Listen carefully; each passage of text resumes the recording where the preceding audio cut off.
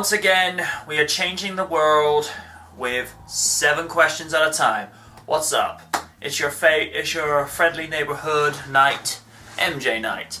Now we're going to get on to the questions. I'm going to be a little bit more easier to do location shooting wise. So I'm just actually reading the questions from my monitor on here. And question 1 comes from the Commander.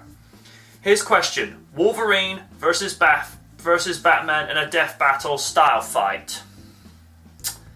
Intriguing. See, that's really tough. Both have really good chances of winning. But if I were to pick one, I'm going to have to say Batman because of the intelligence aspect. I'm not saying in any shape or form that Wolverine does not have the capacity to be able to think strategy, but it's Batman. One of the most intelligent superheroes that there are. Answers your question. Question 2 from LinearMan0245. What if there was an event where 28 Days Later style infected invaded your childhood shows? Very interesting results and maybe not PG friendly. It certainly would make for an interesting stories. I'm not personally a fan of 28 Days Later. It's not my kind of shtick, but hey, if you like that kind of thing. This is a question from Caju Noir. What are your thoughts on the Pacific Rim based on the trailers? I like it. I like that there's kind of a Transformers vibe with what we've seen, and some people have speculated this is a prequel to the Godzilla movie for next year, which will be his 60th anniversary. But based upon what I've seen so far, ever since the first Transformers movie came along, it's literally pushed the limit of what we can do with CG technology. Then, of course, that got blown out of the water with Avatar some 2 years later. But based on what I've seen thus far, this looks to be intriguing. George Debut, I hope I said that right. Now, this is based on the Kit Prime versus Batmobile versus the Burton Batmobile from the last episode. What if Kit and the Batmobile use their gadgets? See, this is really tough. Batman has an array of gadgets that can work on just about anything, but now this is not biased, despite what some people may think. I would have to say Kit to win this, because some of the gadgets that he possessed don't always have so much of an aggressive purpose, whereas the Batmobile gadgets tend to. So I'm going to say with Kit, because you'll find less aggressive ways to win with it. If that answers your question. Also, there's another one from Linear Man. What? Oh, it's the same thing. I don't know why he's giving me the same question. It might just me messing up. Oh no. I'll get to another one. Now this asker has been asked not to be named. That's fine. Oh, now this is one that some people have been lost in. What is your opinion on Doug Walker since reinstating the Nostalgia Critic? Well, I'm going to be honest and be blunt. I think by the time he originally retired the character because he felt he'd taken it as far as he could, I don't think Nostalgia Critic was at his best just before they went to do the last review, and then we went to Boldly Flee. But I think since Doug has come back and reprised the character, it feels like he's enjoying it once more. It feels fresh, it feels genuine, and the jokes, they do feel a lot funnier. I mean, particularly when he came and did the first review, The Odd Life of Timothy Green.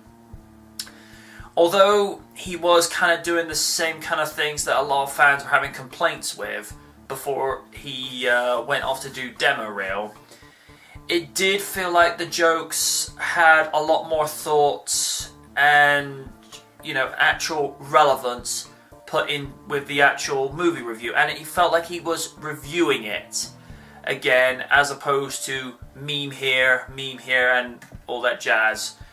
I think, because I set myself a goal privately, I thought, give him 1 month. Just 1 month, just to see what he does, and then make a decision, are you going to keep watching him? And since he's done this, he's impressed me, he's re-established my faith and confidence in him, so yeah, I'm back on the Nostalgia Critic fan club, for want of a better description, and well done, Mr. Walker. The Knight approves. There's another question.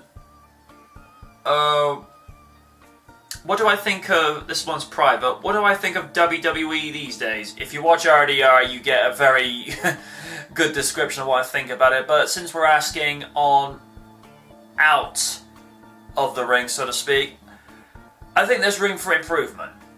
WWE are definitely in a very sort of funk period again. Now, what they need to do is create a similar aspect of what happened when CM Punk dropped his pipe bomb at the end of June 2011, and that started the whole roller coaster of events ever since then. But unfortunately, they've kind of reverted back to status quo with putting the belt on John Cena again. And, you know, I don't dislike Cena the person, because Cena the person is a very noble, very considerate, kind and caring individual, especially one who makes time to have granted over 300 wishes for Make-A-Wish. And if the WWE or John Cena specifically is watching this, I'd like to state that it's very admirable, it's very noble, and you deserve all the credibility and all the respect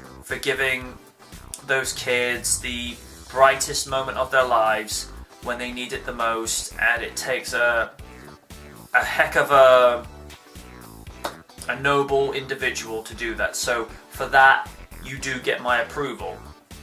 And I think the other thing that WWE do, which they don't do a lot of from, I say the Attitude Era, because what they did well in the Attitude Era, they chose to take not risks for risks' sake, but they took calculated risks.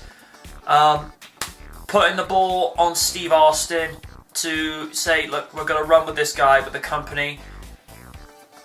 Pushing The Rock up, putting the belt on Triple H. I mean, those were calculated risks, but they worked. The problem is, at the moment, they're afraid to take chances. They're afraid to try something new, and that is what is putting a lot of people off of the product.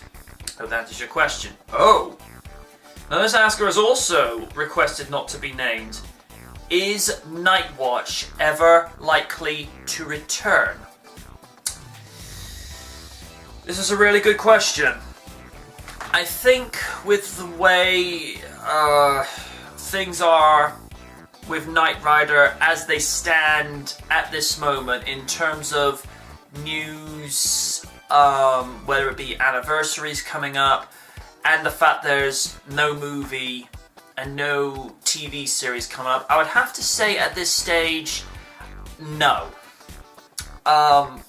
It's not to say that I have any dislove or dislike for the show. I mean, I love the show passionately as a fan. I just feel as though at this particular point in time, there's not really much more I can promote and cover on the show, because you think about all the issues and all of the specials that I've done over the last over the 5 years when I covered it from December 19th, 2007 until October 7th, 2012.